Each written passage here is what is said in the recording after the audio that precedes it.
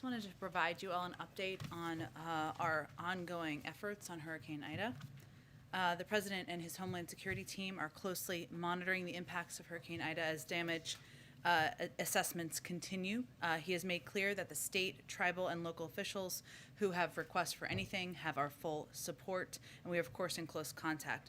Today, the FEMA administrator and the American Red Cross director in Louisiana to meet with the governor and survey the damage from Hurricane Ida. Administrator Criswell will travel to Mississippi tomorrow to meet with state officials. And as Ida continues to move to the northeast, we expect heavy rain to continue. There's life-threatening flash flooding that remains a threat in West Virginia, Pennsylvania, D.C., and elsewhere. In the Gulf Coast, search and rescue efforts are underway. 12 urban search and rescue teams are currently operational in Louisiana to support state and local efforts. The Coast Guard has been doing overhead flights, including in Grand Isle, to search for anyone in need of assistance.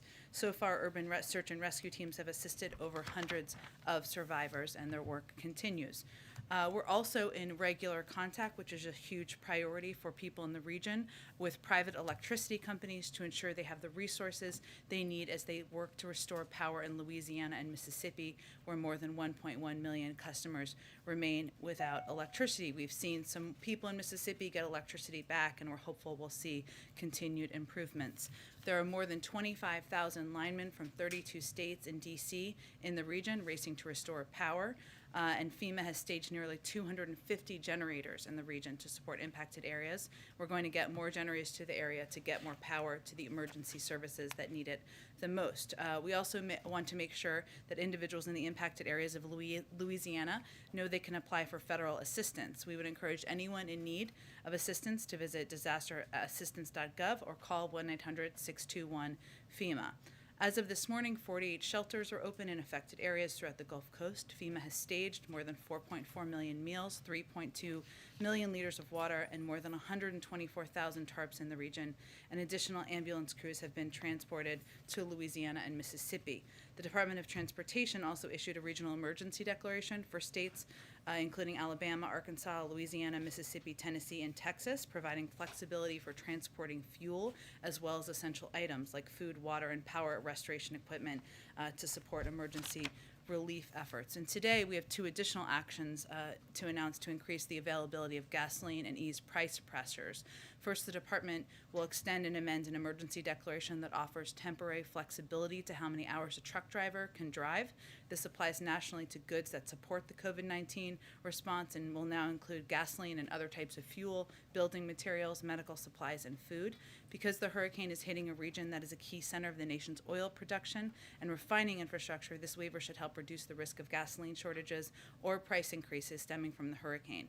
DOT's top priority remains safety, and this waiver is accompanied by additional safety-related reporting requirements to allow the department to monitor driver working hours. And second, the EPA has approved emergency fuel waivers for Louisiana and Mississippi, effective immediately, which will expand the supply of gasoline that can be sold in these two states and increase availability at this critical time. We are continuing to assess, and we'll continue to provide you all updates.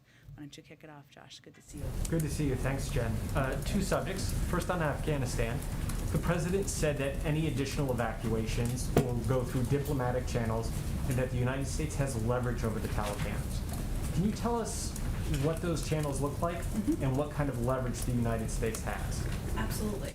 Well, first I would say I would point you to the remarks that the Secretary of State provided last night, but let me give you some highlights of that. We have enormous leverage over the Taliban, including access to the global marketplace. That's not a small, it's not a small piece of leverage. And in order to gain access to the global marketplace, we're going to be watching closely, as will the global community. I would note that yesterday the UN Security Council also passed a resolution that made clear to what the expectation is in terms of safe travel and evacuation, or departure, I should say, of individuals who want to leave Afghanistan. And nearly half of the countries in the world have also signed on to a statement making clear that is the expectation. That's the diplomatic side, and the other diplomatic components that our Secretary of State will be focused on include establishing a presence in Doha, which is already underway, which is a place where we will be able to operate from diplomatically. So we can have access with consular officers and diplomats who can engage with American citizens or others, our Afghan partners who want to depart. we're working to set that up now. The other piece is engagement with the Taliban, which will continue through our ongoing channels that we have with the Taliban on the diplomatic front. The other piece of this, which is very important, is operational, which is opening the airport and regional airports, and also ensuring that there is overland travel that is possible, which means being able to leave across borders. And the president touched on this in his statement. On the airport front, the more specific piece we're working on with the Qataris and the Turks, who are important partners here, is getting the civilian side of the airport up and operational again, so that we can use that not just for flights for people to depart, but also for humanitarian assistance, which we would work through programs like the World Food Program and others to distribute. So there are a number of channels. This is a priority the Secretary of State will be leading. They'll continue to provide updates, and we're hoping to make progress in the coming days. And secondly, on the economy, you were asked the other day about the expiration of the extended unemployment benefits. We know that black unemployment in this country is above 8%. It's above 7% in New York, Nevada, Illinois, California. With the expiration, how do you ensure that people in those places still get the support and aid they need? You're right, and Josh, it's vitally important to look at the fact that there are different circumstances in different states. So if we just take a step back and look at the national landscape on these benefits, in about half of all states, 24 governors have already made the decision to eliminate pandemic unemployment benefits. That's a choice they have made. In the remaining 26 states, unemployment levels vary pretty widely, from 3% to 7%, and half of these remaining states have unemployment rates that are already less than 5%. So there are differing needs in different states, and governors are making different decisions. What we're trying to do, and what we announced about 2 weeks ago, but obviously there was a lot of news going on, is our effort to put new tools in place to help states that choose to further extend pandemic unemployment benefits because of those needs, because they're states like those you have mentioned, or because they have higher rates of unemployment among African Americans or other groups that need additional assistance. So the Secretary of Treasury and the Secretary of Labor sent a letter to Chairman Wyden and Chairman Neal underscoring and affirming that states can use their allocations of the $350 billion of state and local fiscal relief funds included in the American Rescue Plan. That is funding that can be used. The Department of Labor has also made $90 million in career grants available to support comprehensive reemployment services for all Americans, and $146 million in reemployment services and eligibility assessments. And the Department of Labor also sent a letter just last week to states with information about how to leverage existing UI program infrastructure to deliver ongoing support to unemployed workers. We have also been engaging directly with states. We've been engaged now with about 30 states and counting to talk about what their specific needs are and how programs that are available can be eligible to people in their states. Go ahead. First on Ida, thank you for all that information. You still tracking that he might go to the region at some point? He certainly is open to that. What he does not want to do is interrupt rescue and recovery efforts, which, as many of you may or may not know who've covered hurricanes before, people leaving their homes and going to evacuation centers, that can increase in the days ahead. It isn't always just in the day after, and certainly there are ongoing efforts on the ground, as I just noted. So he's open to that. I don't have anything to announce at this point in time. Obviously, the President of the United States going to a region takes a lot of resources. On Afghanistan, is there any sense of if and how many Americans might have left today? Is there even a way to track that for the U.S. government at this point? Well, I will say we remain in touch through a range of means of communication: email, text, WhatsApp. That's something that we could certainly do from here, but also having a presence in Doha and diplomats in the region will enable that to happen locally or close by as well. I don't have an update for you on the numbers, but that's something the State Department would have the best assessment of. We have asked and we've talked a little bit about the president's mood over the last few days, or his sense of all of this. A few of us observed he seemed angry at the beginning of the speech today. Who's he mad at? I would say I'll give you a different assessment of what I saw, which is that he gave a forceful assessment, laid out a forceful case to the American people as to why it was time to wind down a 20-year war that has led to the loss of thousands of lives. And in his view, and I think he made a firm case of this, it's not in our national security interest to be on the ground anymore. And on North Korea, the ongoing situation there, what's your current understanding of what they're doing with their nuclear program, and is there any renewed outreach to Kim Jong-un and his regime? Well, we have left the door open and obviously reached out through our channels. I don't have an update for you in terms of any response to our offer. Our offer remains to meet anywhere, anytime, without preconditions. We're obviously aware of the reports we've seen over the last 24 hours, and we're closely coordinating with our allies and partners on developments and assessing closely. Go ahead, Jeff. Jen, the president said in his remarks just a short time ago that in April, a deadline was set for August 31st. In fact, in his April remarks, he set a deadline for September 11th. So what changed over these last few months between the August 31st deadline and the September 11th initial deadline? Was that a deadline agreed to, a new time frame agreed to by the Taliban or suggested by them or by this administration, or what's the discrepancy there? The military gave their assessment that they needed 120 days to wind down our presence in Afghanistan, so we abided by that. But in the April speech, September 11th was the date. The August 31st date just arrived between April and now. And he bases strategic decisions, tactical decisions, I should say, on the advice of the military and commanders on the ground and the timeline they needed to wind down our presence. And hence, here we are. It was his timeline, though. It was not the Taliban's timeline. So he moved up the timeline to August 31st.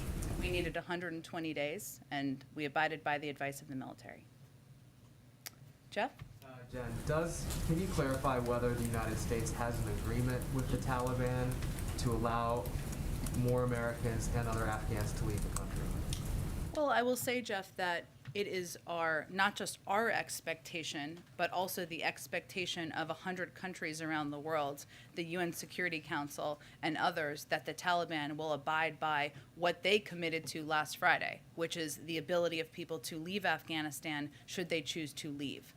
There do need to be ongoing diplomatic negotiations, or discussions, I should say. That's a part of what the Secretary of State and his team will be leading. But I would note that the Taliban conveyed that on Friday, a leader of the Taliban. Again, more than half of the countries in the world have conveyed clearly what they expect, and the UN Security Council signed a resolution yesterday. So those are the diplomatic pieces that have moved forward, but this will be a top priority in the days ahead. The president was critical today and has been critical of former President Trump's deal with the Taliban. Given that, I'm wondering if this administration or if this president gave any consideration to not holding on to former President Trump's special envoy to Afghanistan, who stayed on. Look, I think the president wanted to be clear about what he was left when he took office, and he laid that out very clearly in his speech. But just to reiterate, since you gave me an opportunity, a couple of the points. When the president took office, there was a deadline that was just 3 months away that included, for May 1st, that included no requirement that the Taliban work out a cooperative governing agreement with the Afghan government.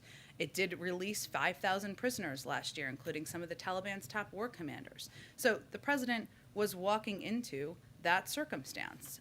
He wanted to leave Afghanistan. It's a war he has long felt we needed to depart from. He's felt that was long overdue. But that was the circumstance he walked into, and frankly, there's a little bit of selective memory loss from some of the people who served in the last administration about these circumstances. But my question was actually why hold on to the Afghan envoy, the U.S. envoy to Afghanistan, who served under President Trump? Why did President Biden hold on to him? The president has made changes where he saw fit and has not made changes where he felt the person continued to be the right person for the job. That's not a political decision. Go ahead. Thanks, Jen. So we heard from the National Security Advisor, Jake Sullivan, this morning on Good Morning America. He's mentioned that 98% of those on the ground there in Afghanistan and a small number who remain, they have reached out. They got out, as many people as they could. Is the administration essentially placing blame on Americans who could not get to the airport in time? I think what the president stated clearly, and I know that Jake Sullivan has stated clearly, and our Secretary of State has stated clearly, is that our commitment remains. There is not an end to our commitment to American citizens who are in Afghanistan who want to leave. That's the same for any country in the world, for American citizens who want to leave and want to come home to the United States. It's also important for people to note and understand what the process has been and what we've undergone over the past few months, and that's what the president laid out, and we think it's still important for the American people here in the United States to understand that.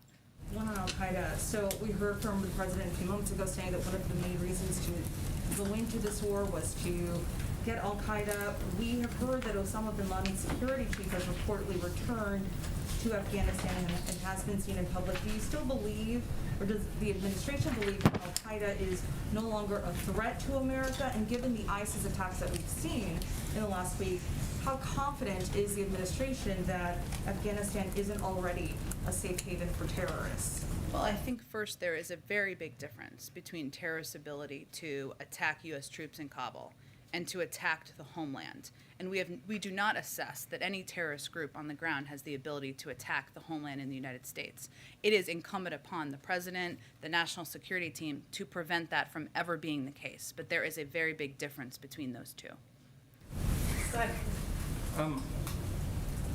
I know that the military obviously recommended to the president, or at least he said they recommended to the president that it would be best to keep that August 31st deadline. But the president himself, in his interview with ABC News, said that if there's American citizens left, quote, we're going to stay until we get them all out. I think the president's explained his rationale for leaving 100 plus Americans behind. But can you talk about why he allowed his credibility on this issue to sort of go out the door on making a flat promise and then not keeping it? Well, first I would say that the president remains committed to getting every American citizen who wants to get out. That's an enduring commitment, one that will not change, and one we're going to focus on every single day. I would also note that over the course of the last 2 weeks, we have seen a terrorist attack that took the lives of 13 of our service members. And there was and part of our assessment always is going to be the risks, a risk assessment. So I think the question was, do you leave 6,000 service members as there are heightening threats, heightening risks every single day? Or do you work through a diplomatic process and efforts to ensure that we will have the ability to get these American citizens out? That's the assessment we made. I mean, after that terror attack, you and he made clear that you weren't going to let the terrorists sort of dictate the timeline. So And we didn't, and we've evacuated tens of thousands of people since then. I guess, was it a mistake for the president to have promised that we would remain until everybody left the country? We are going to get every American citizen out. That has not changed. One last one on, you mentioned the leverage that we might have and how access to the global marketplace was a big element of that. Can you kind of explain how the sanctions regime that's currently on the Taliban is going to apply to what is now the government of Afghanistan? Is there a chance for Afghanistan, the country, to access its reserves or sort of avoid those sanctions? Will the central bank be sanctioned? Are they going to have that ability as part of this sort of partnership that you've talked about? Well, it's going to be based on what their behavior is. And I think the president clearly outlined that we're going to be watching, as the world will, what the Taliban does. That is certainly allowing American citizens to depart. It's certainly allowing Afghans and our partners to depart. It's also how they operate as it relates to treatment of women, to human rights. There's a range of factors at play here. So I don't have anything to predict for you. Obviously, there's a great deal of economic leverage. You referenced sanctions that are already in place that we have, that the global community has, and we'll have to assess how things happen over the course of the coming days, weeks, and months. Go ahead, Jackie. Thanks, Jen. One question on the dignified transfer, and I want to get to Afghanistan. Some of the Gold Star families have criticized the president's conduct at the dignified transfer. There was a father of one Marine who said that the president appeared to be checking his watch every time a flag-draped transfer case came out of the plane. And a sister of another Marine said that it felt like a fake and scripted apology. Was the president looking at his watch, and does he have a message to those people who felt that they were offended? Well, I would say his message to all of the family members who were there, those who were not even in attendance, is that he is grateful to their sons and daughters, the sacrifice they made to the country, that he knows firsthand what it's like to lose a child, and the fact that no one can tell you anything or say anything, or there's no words that are going to fill that hole that is left by that. he's not going to speak to, and I'm not going to speak to the private conversations. Of course, they have the right to convey whatever they would like. But I will tell you from spending a lot of time with him over the past couple of days that he was deeply impacted by these family members who he met just 2 days ago, that he talks about them frequently in meetings and the incredible service and sacrifice of their sons and daughters. That is not going to change their suffering, but I wanted to convey that still. Go ahead. On the future aid to the Taliban that Jake Sullivan was talking about this morning. Yeah. He said when it comes to economic and development assistance, with the relationship with the Taliban, it'll be about the Taliban's actions. Should we understand that to mean that economic and development assistance could translate to taxpayer money eventually going to the Taliban at some point? I know it's different from the humanitarian aid we've been talking about, the World Food Program and things like that, but these specific references that Sullivan made this morning. Well, I would go back to kind of the earlier question on this. There's an enormous amount of money they have at in the Federal Reserve. I shouldn't say they. The government of Afghanistan has in the Federal Reserve, which they don't have access to right now. That's actually their money that's being held there. So that's one of the questions here. There are also sanctions that are in place on a number of leaders. Obviously, that prevents them from doing business in various parts of the world. I think that's really what Jake Sullivan was referring to. Go ahead.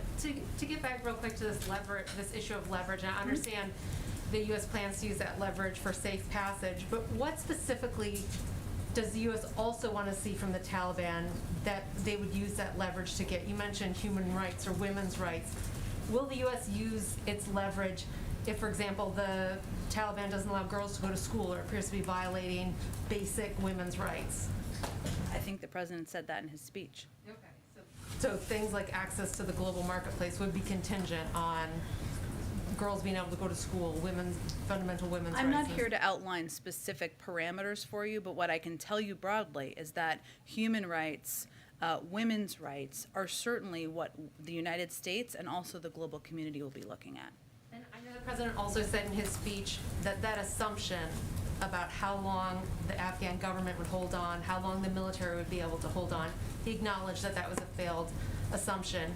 Who is responsible for that assumption? Is the president frustrated with his team at all for having made that false assumption? We don't have the luxury of being frustrated. Our focus right now is on continuing to move forward on our diplomatic efforts and continuing to do everything we can to get our Afghan partners and American citizens out and to get Afghans who have fought by our side safely settled in the United States and third countries around the world. Go ahead. Was that like a military assumption, though, or was that an assumption coming I from don't the think intelligence anyone community? assessed that they would collapse as quickly as they did. Anyone in this room, anyone in the region, anyone anywhere in the world. If you have anyone who did, I'd be surprised. Go ahead.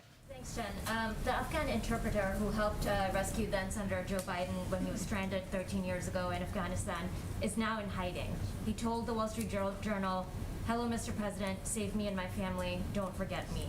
What's your response to him, and why is he and other Afghan allies like him still in the country if the president believes, as he said today, that the mission was an extraordinary success? Well, I would say first, our message to him is thank you for fighting by our side for the last 20 years. Thank you for the role you played in helping a number of my favorite people out of a snowstorm and for all of the work you did. And our commitment is enduring, not just to American citizens, but to our Afghan partners who have fought by our side. And our efforts and our focus right now is, as you heard General McKenzie say and others say over the last 24 hours, is to the diplomatic phase. We will get you out. We will honor your service, and we're committed to doing exactly that. Go ahead. Thanks so much, Jen.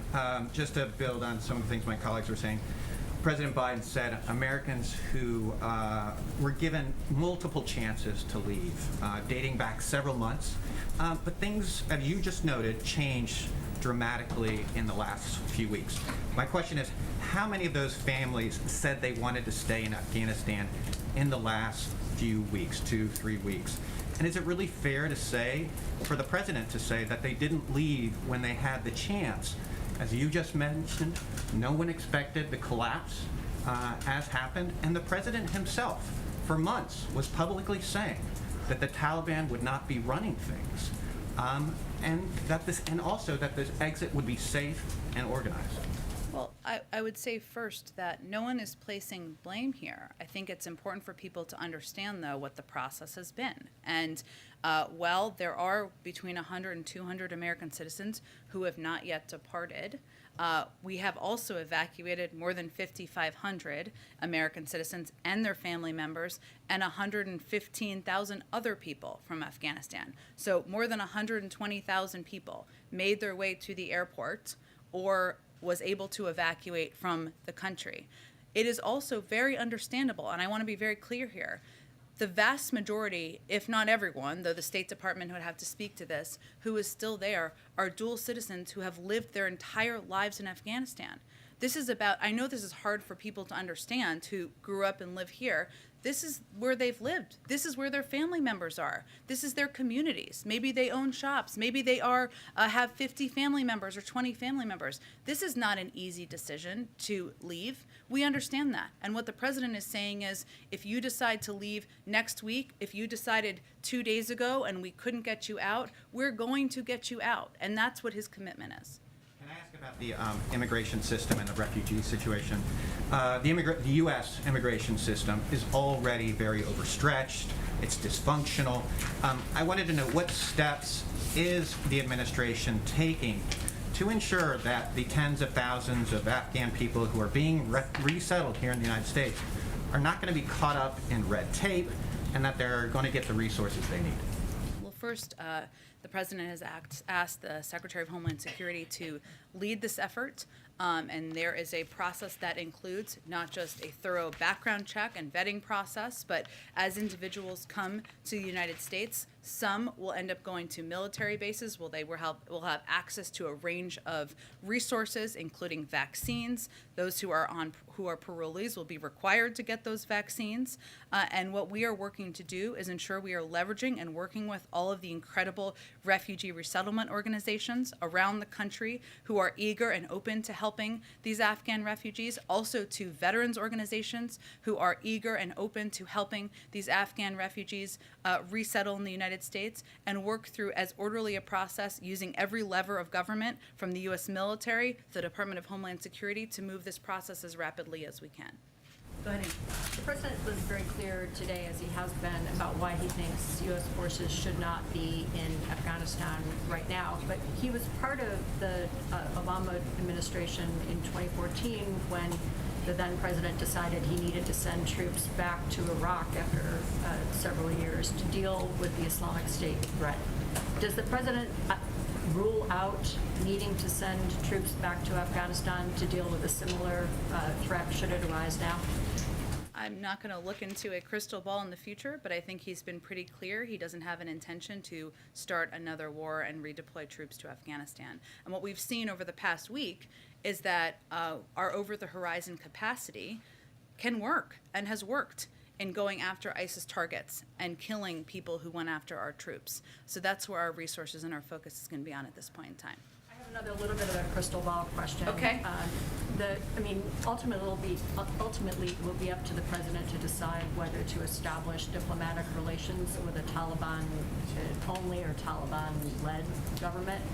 And while Secretary Blinken and others have set some of the parameters for that, does the president himself have a view about whether it would be appropriate to ever have a full U.S. diplomatic relationship with the Taliban?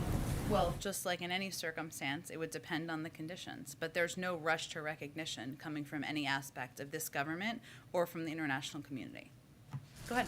Building on Ann's first question, does the president envision any situation in which he might deploy a large amount of U.S. troops abroad under his presidency? Any sort of foreign conflict that would require the sort of mass troop deployment that he just said we are trying to move past? Well, I think one of the pieces that he talked about in the speech was how he views our engagement in the world, and I think this is probably why you're asking this question, and the horrible scenes and memories of the last few weeks. And as we think about how we embark on or how we use military force, these moments and these divisions of the last several weeks or months or years should stick in us, and stick in our minds. He made clear, first, we must set missions with clear, achievable goals, not ones we will never reach. And second, we must stay clearly focused on the fundamental national security interests of the United States. I mean, the president has not hesitated to use force when warranted. when he feels it's been warranted. He has done strikes in certain parts of the world. He has made very clear, and he said today, our work with you, we're not done with you, ISIS. That was a paraphrase, but he said it better. And that, I think, sends a clear message that he's going to go after terrorists. He's not going to hesitate to use the capacities and capabilities we have. But he also wants to be mindful about how we use thousands and large swaths of troops, and I think he was sending a clear message about how he views that. And the second question, the president has obviously been very consumed by this situation and by the hurricane, but as we roll into September, should we expect to start seeing him doing public events again for his economic agenda, particularly facing the month in Congress that awaits it? Absolutely. I think you can expect the president to be communicating over the coming weeks on a range of issues that are front and center on the minds of the American people. Certainly he gave a speech today on Afghanistan, but certainly you can expect to hear from him more on his Build Back Better agenda, on COVID and his commitment to getting the virus under control, to speak to parents and those who have kids going back to school. There are a range of issues he's eager to communicate about. Absolutely. Go ahead. Did the president watch the takeoff of the last flight from Afghanistan yesterday? And has he been in contact with, any of the service members who were on the last flight? Well, he did. I know there's been some reporting out there on this, but I can confirm for you that the president learned of the last flight safely leaving Afghanistan when he was in the Oval Office, meeting with members of his national security team and some senior advisors. And a note was passed to his national security advisor, Jake Sullivan, who conveyed it to the president, the news to the president. Obviously, in those cases, for those of you who have watched these events closely, you have to wait until they're out of airspace. Hence, it was a little bit before you saw the announcement by the Pentagon. And he has conveyed repeatedly in meetings that I have at least been in to the military how grateful he is for their work, for the fact that they oversaw a historic airlift operation, one that evacuated more than 120,000 people in the middle of a civil war facing ISIS threats. He's conveyed his gratitude to them and to the work of his national security team repeatedly. When does the president plan to sign the bill that was passed in the Senate today that provides temporary assistance to Americans returning from Afghanistan? I'm sure as soon as possible, but I will have to check. Go ahead, Karen. Thanks, Jen. Just to go back to the line of questions from Justin, you heard the president say today that he remains committed to getting those Americans out. You said that commitment remains. You said it's an enduring commitment. You talked about the risk assessment that's been underway over the last couple of days or weeks, but it was less than 2 weeks ago when the president told ABC yes when he was asked, are you committed to making sure troops stay until every American who wants to get out gets out? He said yes. So obviously situations have changed, the threat increased as you've said, but why should those Americans believe that this commitment is enduring when 13 days ago that commitment changed? Because he's evacuated 5,500 American citizens and their family members and 120,000 total people over the last 2 weeks, nearly all of them since that time. Go ahead. You've described the drone strikes as successful and that America still has over-the-horizon capability. It appears that several children were killed in one of the drone strikes. Can you say that it was still successful if that was the collateral damage? And how will the U.S. determine that it has the intelligence necessary to keep carrying out these drone strikes if civilians are going to be caught in the crossfire? Well, first I would say we take civilian casualties and the possibility of civilian casualties incredibly seriously in our U.S. military, perhaps more than any other country in the world. There is an investigation, and I don't believe the military or CENTCOM has spoken to or confirmed what has been some reporting out there by news organizations. I will note that in CENTCOM's statement just 2 nights ago, they made clear that their assessment was that there was the vehicle that was the target also had explosives in it, and those explosives may have also led to an impact on the ground, but there's an investigation that's ongoing. And you're confident that in the 2 drone strikes the U.S. did, terrorists were killed in both of those strikes? I believe that's the assessment that's been put out by CENTCOM. Go ahead, April. Jen, Afghanistan and Ida. First, I want to start with Ida. When Katrina happened, then President George W. Bush put the Gulf Coast in a special category. And then President Obama, as you remember, you were here at the time, kept it in that category for a while to build it back up. Are we at that point now where some parts of the Gulf Coast, specifically New Orleans and that area, will be placed in another category to help rebuild yet again because of the devastation of Ida?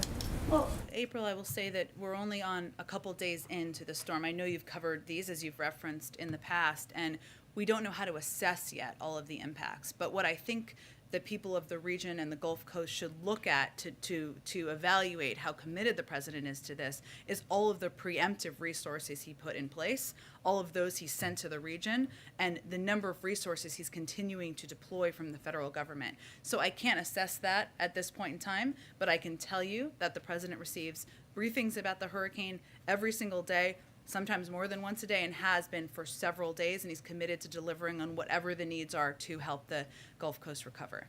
Afghanistan, we talked to Greg Meeks, the chair of the House Foreign Affairs Committee, and he said there will indeed be congressional hearings on this longest war in U.S. history from the beginning to this moment.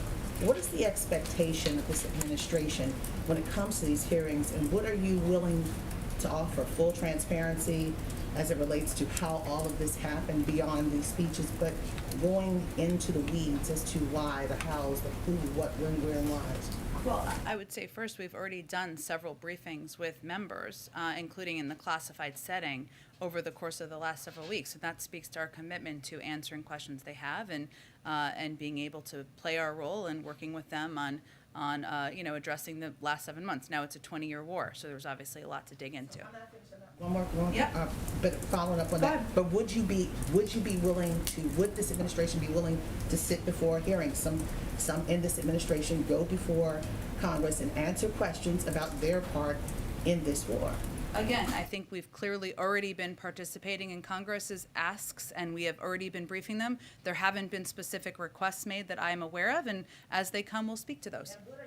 Embassies in the area doing in Europe and Spain to support this effort to help get Americans out and just this evacuation and going and shifting from the military operation to that of diplomacy? Well, there's been a huge role that our nation's diplomats have been playing already to date. Obviously, there's been a Herculean effort by the U.S. military on the ground, but our diplomats, the consular officers, many of them who are on the ground, or those who are making tens of thousands of phone calls to identify Afghan applicants, members of the vulnerable population, American citizens, that work will continue. And that work will continue to help get American citizens and others who have fought by our side out of the country. Go ahead, Rachel. Yeah, and the president said there's no deadline to get the remaining Americans who want to leave out of Afghanistan. But is there an acceptable timeline for the president for them coming home? Well, I would say, Rachel, if someone decides in a year they want to leave Afghanistan, we're going to help them leave. If somebody is now ready to, we're going to help them leave as quickly as possible. So I think that's what he was conveying. Go ahead. Thanks, Jen. I want to follow up on my question yesterday about deserving Afghans who did not get to leave. I think many people would understand that in the fog of war, despite the best efforts of the Marines and consular officers on the ground, mistakes are made. Marines could grab people or push people out of the gate because of a security threat, for example. But what I was talking about were these specific allegations from our sources on the ground and people who are assisting in these rescue operations who say that because of inconsistent policies, conflicting policies, and also a lack of coordination between the State Department and the Pentagon, and also competing interests from people in Washington with influence who are pulling strings, this creates a chaos in which vulnerable Afghans, including SIVs, were left behind, but individuals who may not have who is not an at-risk individual gets to leave. So is the administration willing to admit responsibility for this situation, and what would be your remedy? I have no confirmation of what you've just outlined. What I will tell you is that 117,000, approximately, many of them Afghans, people who are not American citizens, were evacuated. That's more people than ever in any airlift in U.S. history. And what our U.S. Marines and what our military did on the ground was work to evacuate as many people as humanly possible, as quickly as possible. And many of those people were SIV applicants. Many of them were green card holders. Obviously, we've given you the number of American citizens, and many of them were just people from the vulnerable populations who we were able to get out. But we are committed to continuing to work in a diplomatic manner to get more people out who want to evacuate. And I would reiterate that we've worked already to get support for a statement from 100 countries around the world, to pass a UN Security Council resolution, and to make clear to the Taliban that that's our expectation. Yamiche, go ahead. Follow up with the lily pad countries agreement. Can you give us an overall picture of the structure of these agreements with these countries? What are we paying or providing them in return?